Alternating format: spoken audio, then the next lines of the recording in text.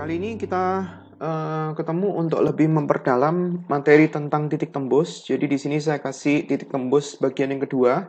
Titik tembus bagian yang kedua ini sebenarnya baru boleh dipelajari pada saat sudah melihat dulu video yang pertama. Dalam hal ini langkah-langkah untuk mencari titik tembus saya tuliskan lagi. Langkah-langkah untuk menggambar titik tembus garis K ke bidang alfa, yaitu adalah pertama, kita bikin bidang yang memuat garis K, dalam hal ini saya namakan bidang beta, sama kayak seperti pada saat saya buat video yang pertama untuk materi titik tembus. Tentukan perpotongan antara bidang alfa sama bidang beta, jadi soalnya adalah kita mau mencari titik tembus daripada garis K ke bidang alfa. Itu adalah langkah yang kedua, cari perpotongan antara bidang alfa dan bidang beta, namakan dengan garis M. Langkah yang ketiga adalah mencari perpotongan antara garis K dengan garis M. Dalam hal ini adalah titik tembusnya adalah T, titik T yang mau dicari. Jadi kalau misalkan kita mau mencari, katakanlah diketahui soal kita mau nyari tahu titik tembus SR dengan EFGH. Berarti terlebih dahulu kita nyari tahu bidangnya. Bidang nggak selalu harus sama seperti dengan bidang yang caranya yang saya kasih, tetapi yang penting adalah bidang SR itu, S sama R itu termuat dalam bidang yang sama. Mau pakai cara apa terserah, yang penting bidangnya kalau bisa untuk bentuk kubus, bentuk balok, dan bentuk prisma, akan lebih mudah jika bidangnya itu adalah segi 4 dan bidangnya itu terletak pada kubus atau balok atau prisma. Karena itu akan memudahkan untuk mencari langkah yang kedua. Oke, saya mulai gambar untuk mencari posisi masing-masing. Posisi S jelas, posisi dia itu di alas itu ada di titik B, posisi di bidang atas di titik F. Kita mau mencari posisi daripada R. R ini terletak pada PQ, sementara P-nya itu terletak di bidang EFGH, yaitu di bidang atas. Terus kemudian Q-nya terletak di bidang ADHE. Jadi saya mencari posisi daripada Q. Ini saya gambar.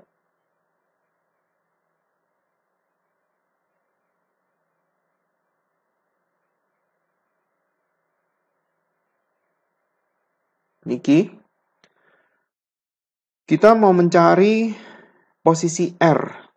Jadi di sini saya hubungkan antara titik Q yang di atas dengan P. Gambarnya seperti ini. Jadi di sini saya punya titik baru.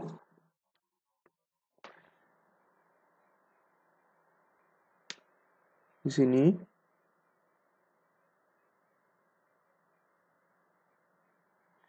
Terus kemudian ini saya hubungkan dengan posisi yang tadi, titik yang tadi.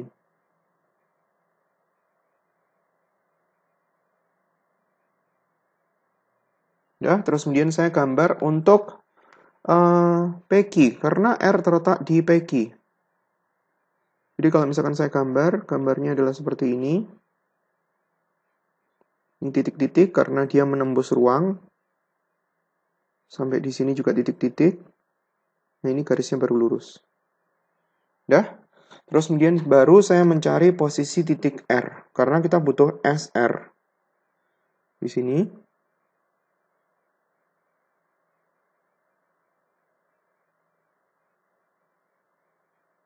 Baru saya menggambar bidang betanya. Saya gambar pakai warna berbeda. Saya gambar pakai warna biru. Ini adalah bidang yang memuat SR. Jadi langkah yang pertama baru selesai. Sampai memotong bidang yang belakang. Jadi diperpanjang. Jadi sampai di sini. Terus kemudian ini juga yang atas kita hubungin antara F sama titik yang di atas tadi.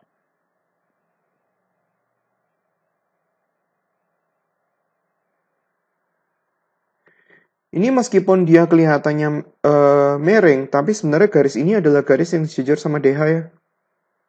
Ini sejajar DH, jadi kalau misalkan katakanlah kelihatan miring ya sudah biarin aja. Terus kemudian kita mau gambar SR. SR saya gambar dulu. SR di sini itu adalah titik-titik. Ini titik-titik. Karena kita mau nyari titik tembus daripada SR. Ini titik-titik. Nah, ini baru garisnya lurus. Ini adalah bidang beta. Saya gambar beta di atas saja supaya dia ruangnya nggak terlalu tertutup.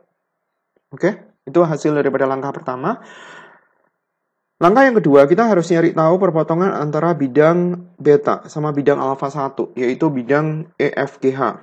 EFGH di atas, berarti perpotongannya itu adalah antara bidang beta dengan EFGH. Jadi adalah F, katakanlah ini adalah K.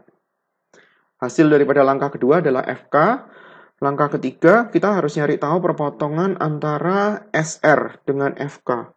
Hasilnya adalah di sini. Ini adalah ini posisinya nggak di K ya, berarti ini adalah TA. Titik tembus untuk yang pertama. Dah.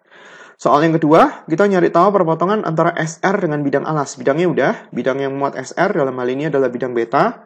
Terus kemudian kita nyari tahu perpotongan antara bidang beta sama bidang alas. Katakanlah dalam hal ini adalah titik L. Ini titik L. Langkah yang ketiga kita nyari tahu perpotongan antara BL dengan SR, yaitu adalah di sini. Ini adalah TB. Jadi soal nomor 1 selesai.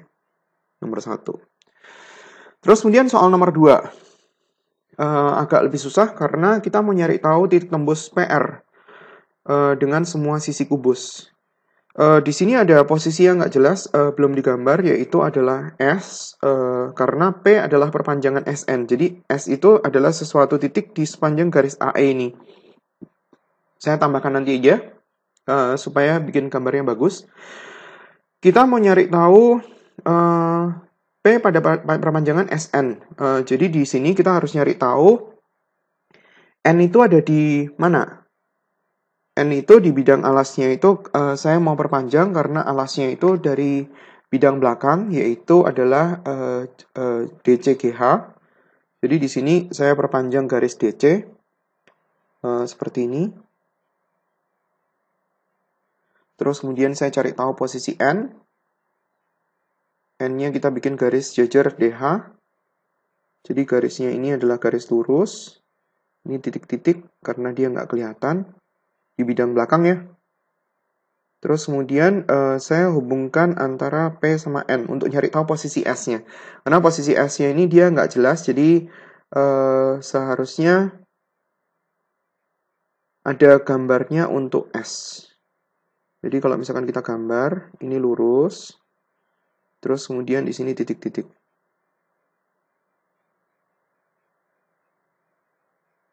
Nah ini sebenarnya adalah soalnya, S-nya sebenarnya di sini. Dah. Karena kita mau nyari tahu titik tembus PR, berarti kita harus nyari tahu posisinya P. Posisinya P itu terletak pada bidang yang memuat SN. Jadi kita harus bikin bidang SN dulu. SN-nya, saya bikin bidangnya. S di bidang atas itu di E.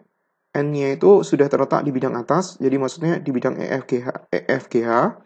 Jadi kalau misalkan saya gambar, gambarnya itu atas sama atas kita hubungin seperti ini. Agak panjang aja karena kita butuh buat P. Terus kemudian alas sama alasnya kita hubungin. Berarti A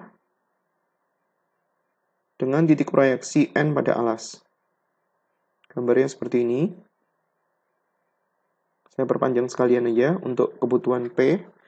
Dalam hal ini kita mau nyari tahu lokasi P di bidang alas sama di bidang atas. P itu posisinya lebih tinggi daripada bidang atas ya, lebih tinggi daripada bidang EFGH. Jadi posisi P itu ngambang di atas. Kalau misalkan kita gambar, berarti posisi P di bidang atas tuh di sini. Ini garisnya garis lurus, masih kelihatan. Terus kemudian posisi P di bidang alas itu ditarik sampai berpotongan dengan A sama proyeksi N. Di sini. Di bidang atas di sini.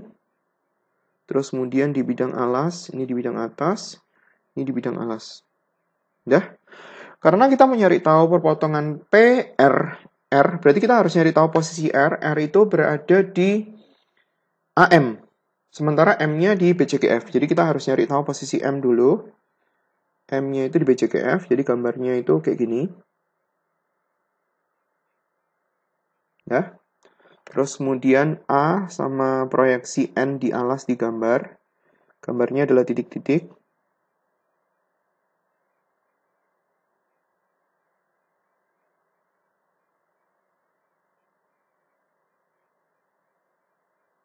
Nah, terus kemudian yang di bidang atas ini.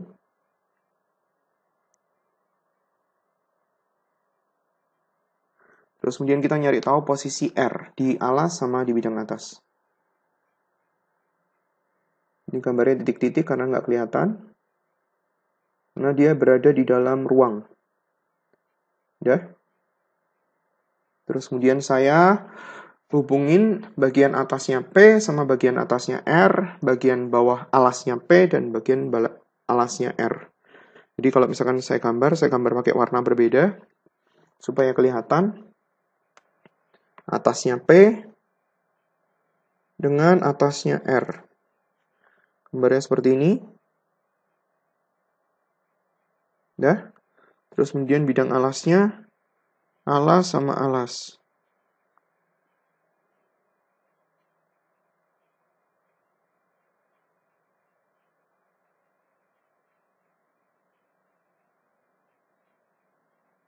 Oke. Terus kemudian bidangnya dipersempit agar supaya dia terletak di dalam kubus. Jadi mencari perpotongannya nggak terlalu susah. Ini adalah bidang beta. Sama di sini. Aduh. Di bidang beta.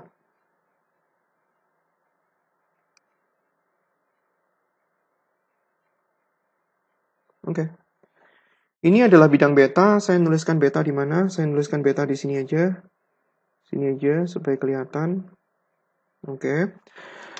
Tujuan soal adalah mencari, oh iya, PR-nya kita belum gambar. Jadi saya gambar PR-nya dulu. Karena kita mau mencari titik tembus PR. Gambarnya adalah, ini garisnya lurus. Terus kemudian di sini titik-titik. Karena dia sudah mulai nggak kelihatan.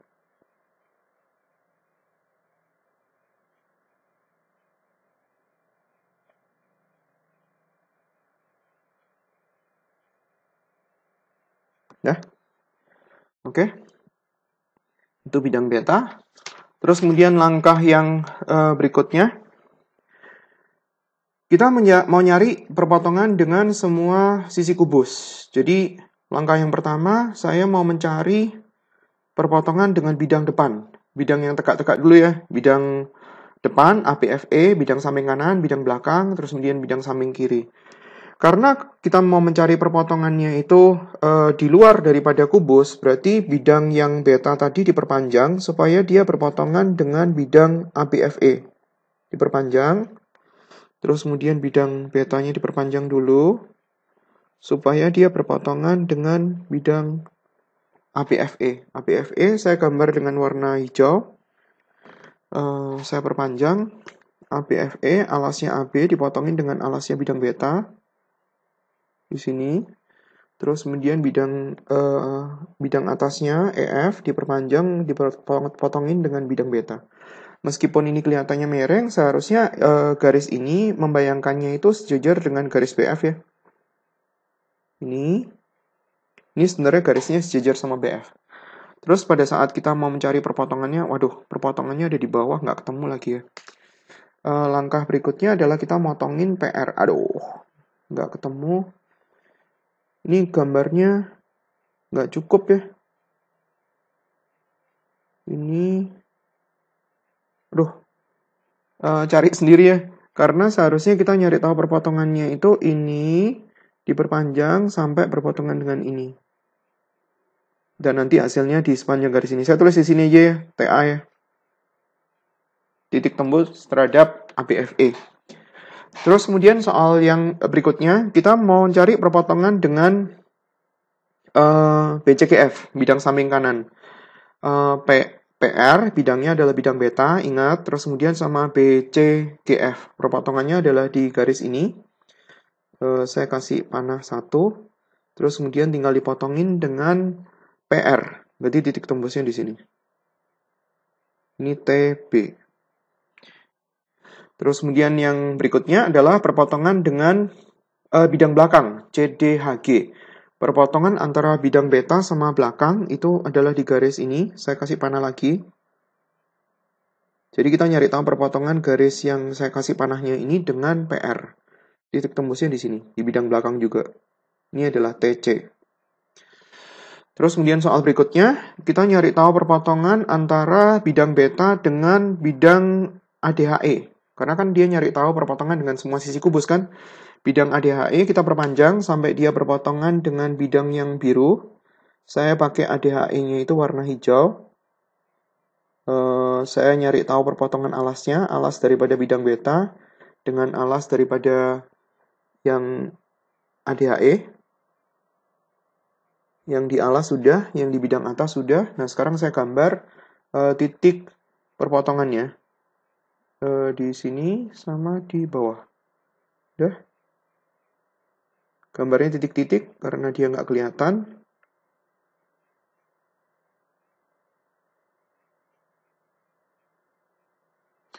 Titik tembusnya di sini. Ini adalah TD. Ya. Berarti di semua sisi tegak udah, terus kemudian tinggal di sisi alas sama di bidang atas. Di sisi alas, kita berarti mencari perpotongan antara bidang beta dengan bidang alas. Katakanlah ini adalah titik K, ini adalah titik L, berarti adalah KL. Kita nyari tahu perpotongan antara KL dengan PR. Dalam hal ini di sini. Ini titik tembus yang E. Titik tembus antara PR dengan bidang alas. Terus kemudian yang terakhir adalah di bidang atas. Di bidang atas adalah EFGH. Kita nyari tahu perpotongan antara bidang beta dengan bidang atas, yaitu misalnya adalah MN. Di sini M, misalnya. Di sini adalah N. Titik ini N. Langkah berikutnya kita nyari tahu perpotongan antara MN dengan PR. Berarti lokasinya adalah di sini. E. Dan atas. Sama itu ya betul di sini. Ini adalah titik tembus F. Ya, soal ini udah selesai. Soal yang nomor 2. Soal berikutnya adalah kita tidak mencari lagi titik tembus, tapi kita mencari tahu garis potong. Jadi garis potong antara PQS dengan alas, berarti di sini kita mau mencari menghubungkan antara dua titik tembus dengan alas. Jadi di sini kita punya 3 pilihan, yaitu adalah kita mau mencari titik tembus PQ dengan alas. Karena kita mau mencari garis potong, itu adalah hubungan antara titik tembus dengan titik tembus. Jadi sebenarnya ini adalah garis afinitas sebenarnya. Ini ada hubungannya dengan irisan penampang. Kita bisa mencari PS dengan alas, boleh. Atau kita bisa mencari QS dengan alas. Tinggal yang mana yang lebih gampang. Tinggal ada titik yang terletak di alas atau enggak. Jadi dari antara ini kita pilih 2. Pilih 2. Terus kemudian dibikin garis potongnya. Kalau ada titik yang terletak di alas, itu enak. Jadi maksudnya itu adalah sudah pilih 2 ini. Ini 2 ini adalah titik tembus dengan alas. Jadi kita mau mencari 2 titik tembus dengan alas. Kalau ada salah satu dari antara ini sudah terletak di alas, ya udah. Itu berarti titik tembusnya udah ketemu 1. Coba kita lihat masing-masing. P di EFGH di atas, Q di ADHE di bidang samping kiri, R di PQ. Kita mau nyari tahu PQS, berarti R-nya nggak dipakai ya. R-nya nggak dipakai, kita butuh Q sama S. Q-nya di bidang samping kiri, S-nya di BF, P-nya di atas. Berarti saya mau terserah yang ngerjain. Dalam hal ini saya mau mencari PQ sama PS saja. PQ sama PS. Kenapa nggak QS? Karena kalau kita mencari tahu QS, kayaknya letaknya jauh sekali. Jadi mungkin nggak ketemu di bidang kubus yang saya gambar. Mungkin kita harus nambah kertas. Saya mau mencari titik tembus PQ dengan alas. Jadi kita harus bikin bidang yang memuat PQ. Ya seperti biasa, sama kayak seperti mau mencari titik tembus. Jadi kita harus bikin bidang yang memuat PQ. Q-nya terletak di bidang samping kiri, jadi saya bikin posisi Q seperti ini. Ini gambarnya titik-titik. Ini baru lurus. Terus kemudian posisi P. Posisi P di bidang atas, jadi P sama titik Q di bidang atas dihubungin, ketemu titik baru. Terus kemudian bidangnya ditutup agar supaya kita bisa bikin bidang yang memuat PQ. Jadi kalau misalkan kita gambarnya seperti ini. Terus kemudian ini dihubungin dengan titik Q yang terletak di alas, di ADHE. Jadi gambarnya seperti ini. Ini bidangnya. Terus kemudian saya mau mencari titik tembus PQ dengan alas. Saya gambar dulu PQ. PQ kalau misalkan kita gambar seperti ini. Jadi ini garisnya titik-titik.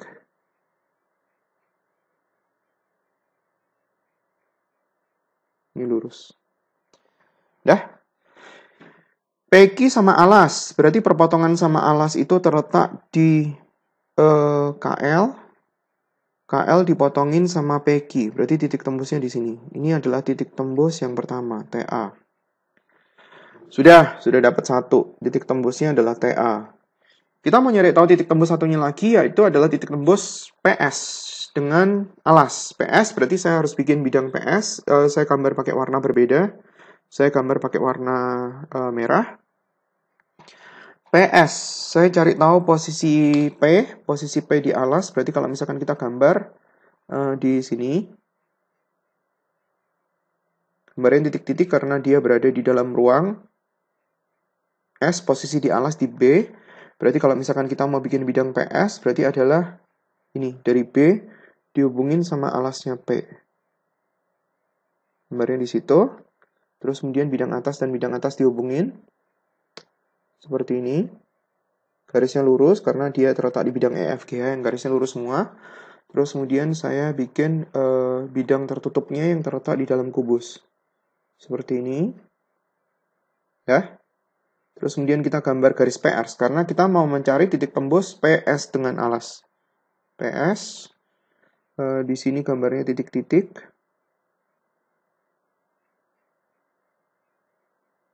Titik-titik. Di sini baru lurus. PS dengan alas, berarti titik tembusnya adalah di sini.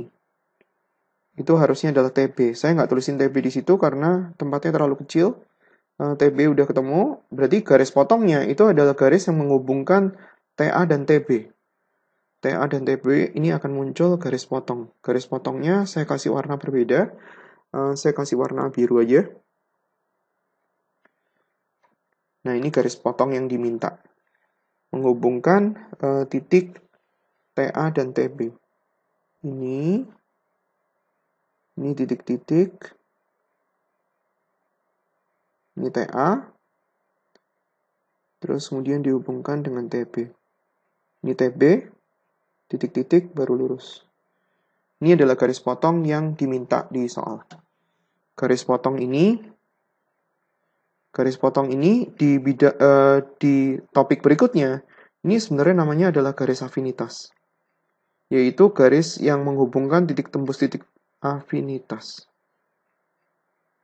Garis yang menghubungkan semua titik tembus yang terletak di alas. Jadi garis potong ini terletak di alas, terletak di bidang ABCD.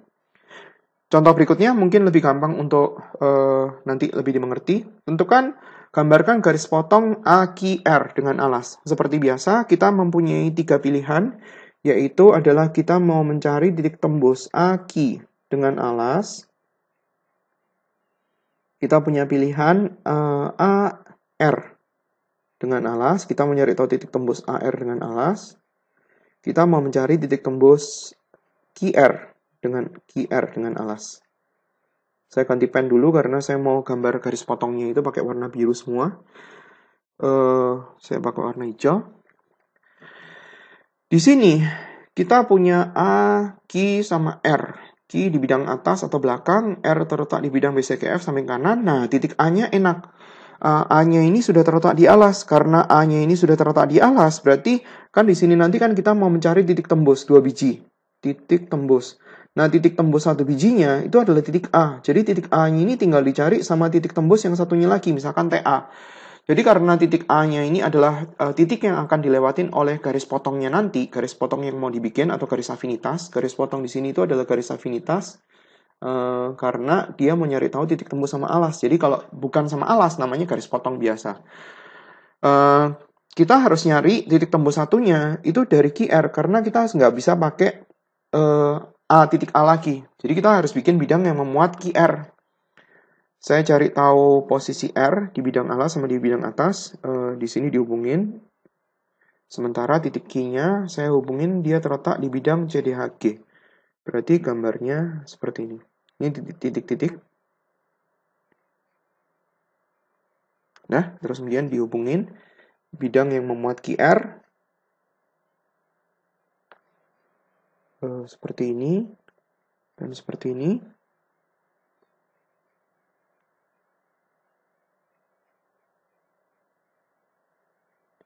Terus kemudian ini saya perpanjang aja. Terus kemudian kita mencari tahu QR. QR berarti garisnya ini.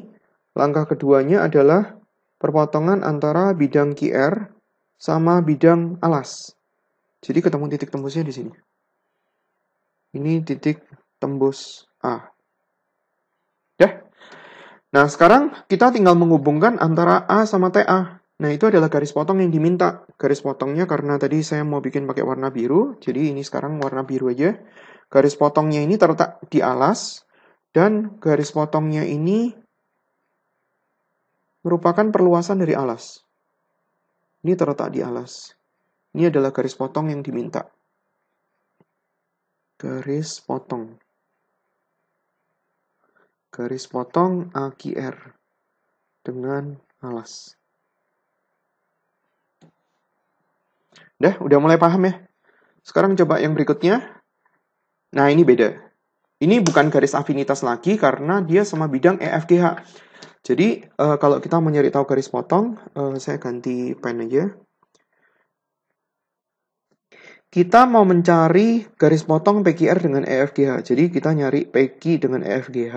Saya tulis dulu, EFGH. Kita mau mencari PR dengan EFGH. Atau kita mau mencari QR dengan EFGH.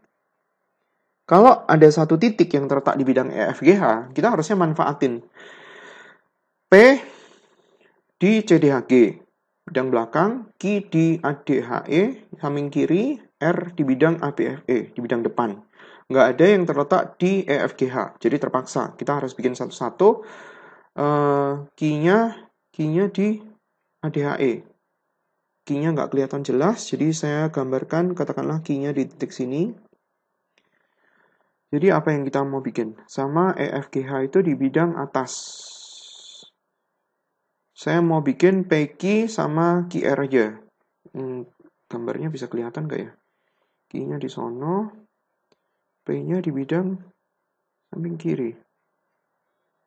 Oke, ya sudah. Mungkin Q-nya kurang ke atas, jadi kalau misalkan Q-nya kurang ke atas, saya gambar agak ke sini aja ya. Supaya dia bisa Q-nya itu nggak jadi di sini, Q di bidang CDHG. Saya gambar di agak ke sini. Karena kalau enggak, ketemunya nanti di luar. Oke, ini saya hapus Q-nya. Saya pindahkan aja supaya dia contohnya lebih bisa dimengerti. Gambar satu-satu, saya mau menggunakan PQ dan QR. PQ dan QR. Cari PQ dulu, kita cari tahu posisi titik P, CDHG. P, CDHG berarti di sini. Garisnya lurus, ini titik-titik. Bidang atasnya CDHG. Di sini. Terus kemudian cari tahu lokasi P. P-nya berarti di sini. Udah, Q-nya di ADHE, berarti saya perpanjang HE. Itu. Terus kemudian dan AD. AD perpanjang. Sini. Terus kemudian kita cari tahu posisinya Q. Ini titik, ini lurus. Ini titik-titik. Oke, kita bikin bidangnya PQ. Bidangnya di sini. Ini lurus. Ini titik-titik. Terus kemudian yang atas di sini. Terus kemudian saya garis PQ. PQ.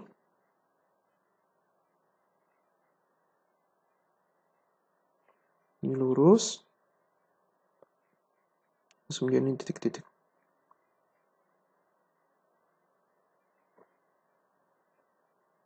Ini lurus. Kita mau mencari titik tembus PQ dengan EFGH. Perpotongan antara PQ dengan EFGH itu adalah di sini. KL. Jadi kita mau motongin KL dengan PQ. KL dengan PQ.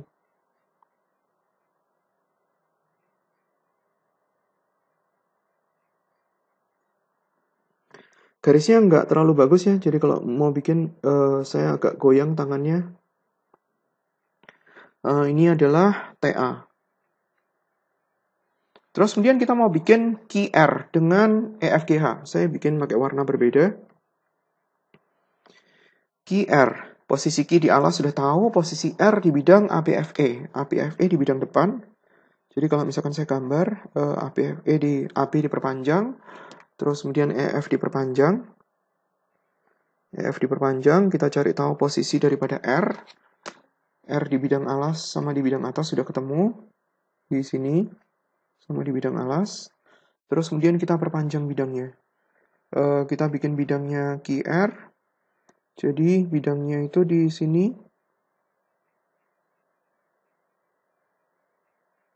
Sama di Q. Mana posisi Q di atas? Posisi Q di atas adalah di sini sama di R di atas. Ini dihubungkan dengan ini, jadi sebenarnya bidangnya diperkecil sampai dia tuh terletak di dalam kubus. Jadi bidangnya sebenarnya ini dibikin titik-titik karena dia nggak kelihatan di bidang CDHG. Ini dibikin titik-titik. Dibikin lurus karena dia terletak di bidang BCKF. Nah, sebenarnya bidangnya itu. Terus kemudian kita bikin garis mana tadi QR, karena kita mau nyari tahu perpotongan antara QR sama EFGH. QR ini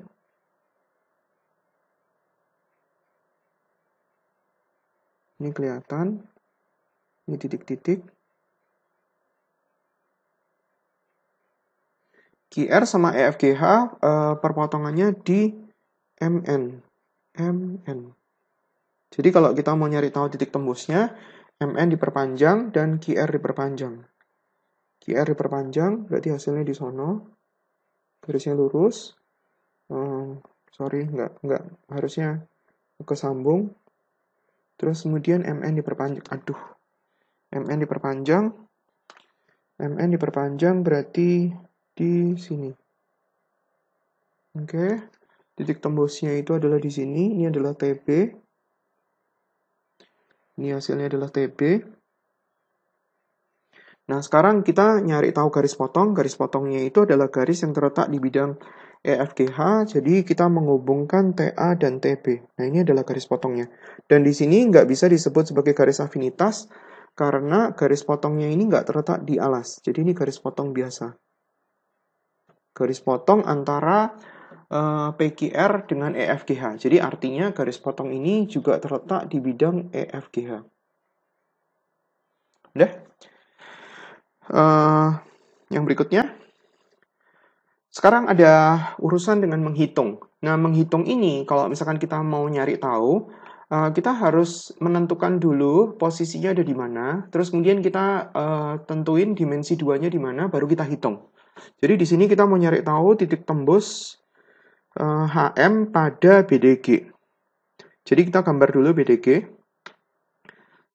HM, atau saya bikin dulu HM, M posisinya di sana, berarti kita harus bikin bidang yang memuat HM. Ini di sini HM. Ini adalah kalau kita ngikutin, ini kita nggak bikin garis potong lagi ya. Jadi garis potongnya contohnya udah cukup. Ini kita mau menghitung. Jadi pada saat kita menghitung, saya pakai notasi-notasinya sama kayak seperti yang sebelumnya. Jadi bidang yang memuat HM itu adalah bidang beta. Saya tuliskan di sini HM, gambar dulu HM, baru saya tulisin bidang beta, HM.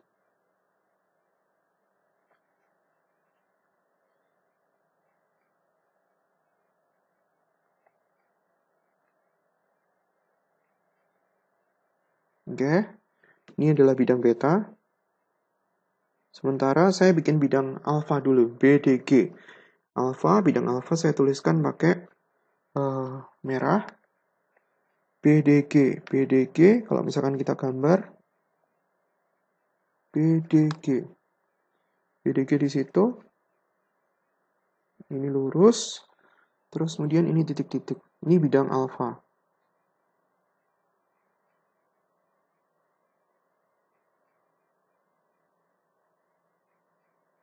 Ya, saya tuliskan alfa di sini aja. Ini bidang alfa.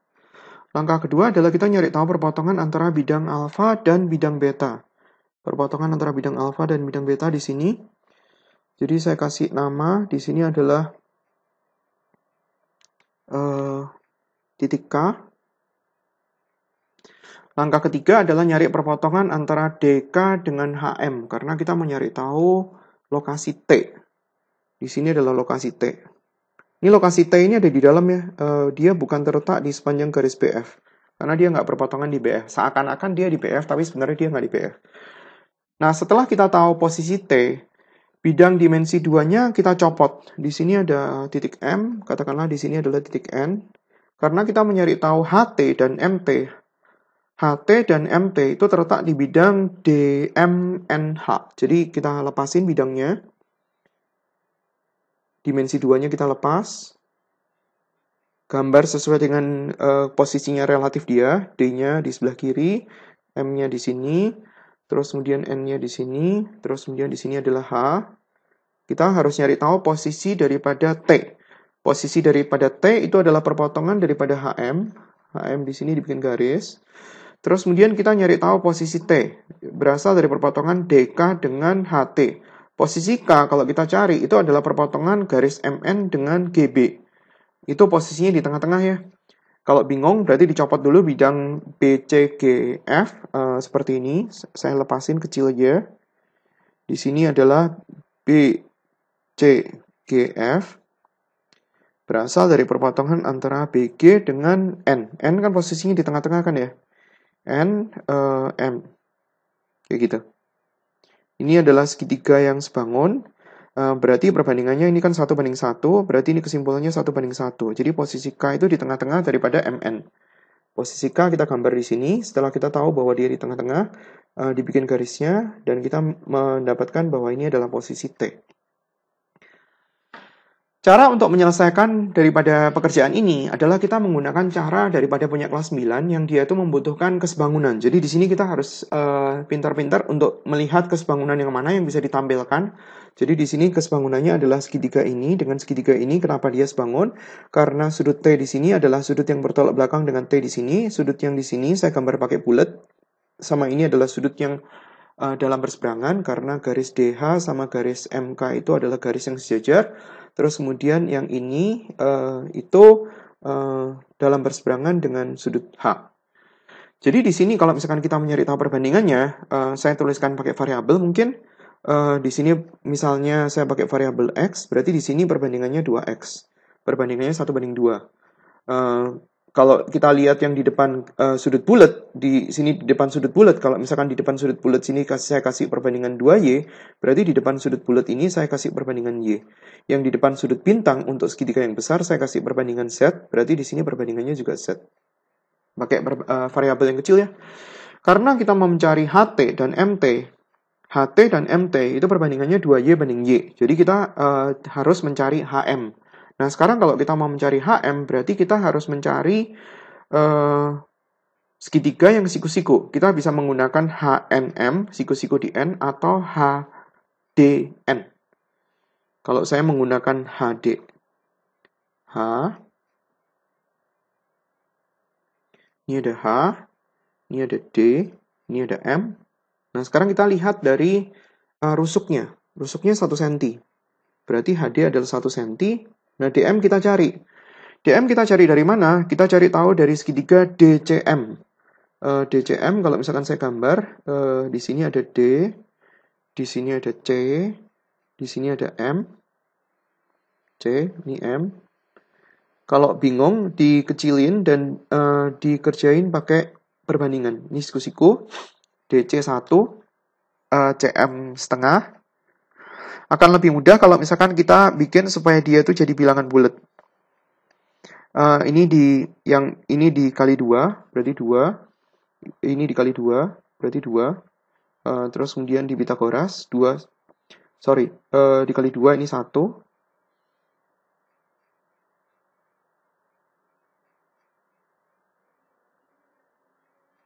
Ini 1. 2 sama 1 Pitagorasnya akar 5, balikin ke awal. Dari sini mau ke sini itu berarti dibagi 2, berarti ini dibagi 2. Setengah akar 5. Berarti di sini setengah akar 5, sama kayak seperti tadi.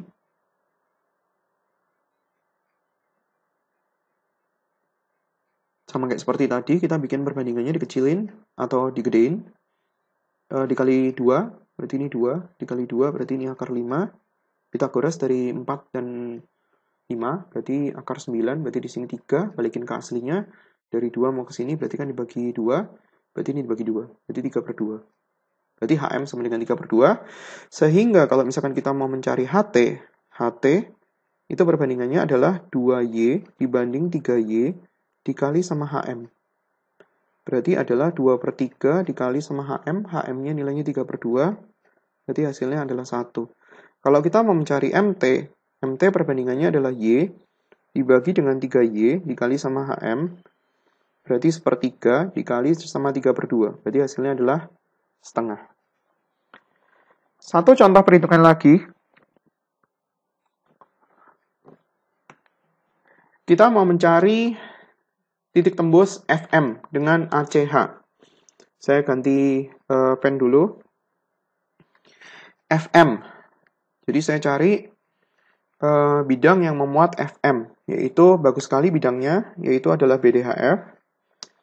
BDHF itu seperti ini. BDHF. Udah? Terus kemudian kita bikin garis FM. M posisinya di tengah-tengah. Bagus sekali. FM tengah-tengah. Udah? Terus kemudian kita nyari tahu titik tembus FM dengan ACH. Berarti saya harus gambar ACH. ACH pakai biru aja.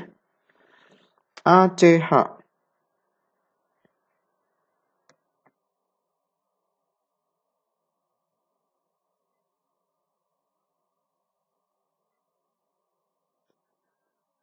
ACH.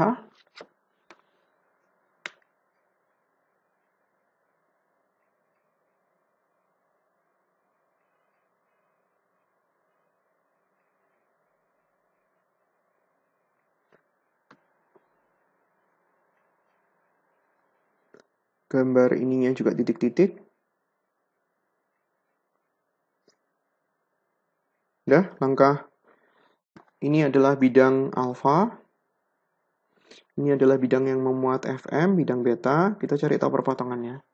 Perpotongannya di H dan di perpotongan diagonal alas. Di sini perpotongannya alas, di sini. Titik tembusnya di T, di sini. Tujuan soal adalah mau mencari FT dan MT. FT dan MT terletak di bidang yang sama, yaitu adalah BDHF. Berarti kita gambar BDHF. Ini bukan persegi istimewa ya. Jadi kita harus nyari tahu ukurannya. D, B, F, H. Diketahui AB sama dengan 5. Terus kemudian diketahui AD sama dengan 3, berarti BC sama dengan 3. Diketahui AB, diketahui AE sama dengan 4. Tingginya berarti 4. Kita mau mencari DB. DB berarti adalah, cari tahu posisinya dulu deh. FT dan MT. berasal dari perpotongan antara HO perpotongan diagonal, berarti posisi O itu adalah di tengah-tengah BD. Jadi kalau kita gambarnya seperti ini. Terus kemudian posisi M di tengah-tengah daripada DH. Di posisi M di sebelah sini, ini M. Jadi kalau misalkan kita gambar, dia akan muncul titik T. Titik T di sini. Nah, kita tinggal mencari segitiga sebangunnya di mana. Dalam hal ini, kalau kita nggak menambahkan garis baru, kita nggak punya segitiga yang sebangun. Karena kita lihat atas dan bawah, dia nggak ada yang sebangun. Kita lihat yang kiri dan kanan, dia nggak ada yang sebangun. Jadi saya berinisiatif untuk menambahkan garis baru. Kalau kita mau menambahkan garis baru, sama kayak seperti apa yang kita lakukan di kelas 9, kita harus bikin tarik garis dari titik yang posisinya jelas. Jadi kita tarik garis dari M boleh, kita tarik garis dari O boleh, tapi kita tarik garis dari T nggak boleh. Karena kita nggak tahu posisinya T terhadap HO, dan kita nggak tahu posisinya T terhadap FM. Terus kemudian cara narik garis, kita harus tarik garis yang sejajar dengan garis yang ukurannya sudah tahu atau perbandingannya sudah tahu. Jadi dari M kita tarik garis sejajar HF boleh, atau dari O kita tarik garis sejajar DH boleh. Karena itu ukuran-ukurannya sudah tahu atau perbandingannya sudah tahu. Saya mau rencana untuk menarik garis dari M sejajar dengan HF. Jadi saya bikin garis seperti ini. Terus kemudian kita akan mempunyai kesebangunan baru. Misalnya ini adalah titik K gitu. Nah, kita punya kesebangunan ini dan kesebangunan ini. Kalau misalkan di sini itu saya tuliskan dia adalah X. Di sini X. Berarti di sini adalah 2X. Nah, di sini kita harus mencari MK dalam variabel X. Supaya kita bisa tahu perbandingan FT, TM.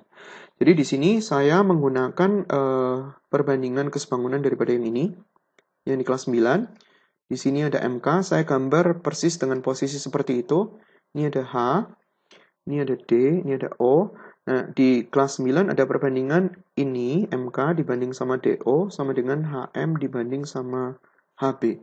Jadi saya tulis MK dibanding sama DO. DO itu dalam hal ini adalah X sama dengan 1 dibanding 2. HM 1, HD 2. Jadi MK-nya kita tahu bahwa dia nilainya adalah setengah X. Jadi di sini adalah setengah X. Jadi di sini kita tahu perbandingan untuk MK dengan HF. Yaitu adalah setengah X dibanding 2X. Artinya adalah 1 dibanding dengan 4. Jadi kalau misalkan kita tuliskan dia, saya pakai variabel yang lain. Di sini misalnya saya pakai variabel, ini perbandingannya kan ini dibanding sama ini, berarti 1:4. Berarti ini dibanding sama ini juga 1:4. Jadi saya tuliskan di sini itu adalah Y, di sini adalah 4Y. Di sini saya tuliskan dia sebagai set, di sini perbandingannya adalah 4 set. Jadi FT, TM itu 4:1. Saya perlu mencari FM. FM saya gambar terpisah, saya gambar di sini karena dia siku-siku di H. Di sini ada F, di sini ada siku-siku, di sini H, di sini M. HM itu tengah-tengah daripada HD, berarti nilainya adalah 2. FH itu adalah kita bisa cari dari Pythagoras 5 dan 3. Ini 5, ini 3, ini 5, siku-siku di sini 5 dan 3. Kalau kita nyari tahu Pythagoras, berarti Pythagoras dari 25 dan 9, berarti akar 34. Akar 34, Pythagoras lagi dengan 2, berarti 34 tambah 4. Berarti akar daripada 38. Disederhanain bisa nggak? Nggak bisa. 2 kali 19 kan nggak bisa difaktorin, nggak bisa ditarik keluar. Berarti di sini kita bisa mencari, tujuannya nyari tahu FT. FT itu sama dengan 4 set dibanding sama 4 set plus set, berarti 5 set. Saya mau bandingin dengan FM. FM. Berarti 4/5 dikali sama FM. FM-nya adalah akar 38. Nggak ada satuan, berarti satuan panjang. Terus kemudian kita mau mencari MT. MT adalah set dibanding sama 5 set dikali sama FM. berarti adalah 1/5 dikali sama akar 38, berarti 1/5 akar 38. Itu adalah titik tembus. Jadi materi kali ini adalah titik tembus yang dia mungkin lebih susah sedikit. Terus kemudian kita juga belajar tentang cara bikin garis potong. Saya tadi ada kasih contoh garis potong untuk garis dengan alas ini, dengan alas ada 2 biji, garis dengan alas. Terus kemudian juga garis dengan bidang yang bukan alas. Terus kemudian berikutnya adalah tentang ini, cara menghitung panjang kalau misalkan kita mau nyari tahu titik tembus. Ini adalah materi tentang titik tembus yang lebih susah. Terima kasih atas perhatiannya, sampai ketemu di video yang lain.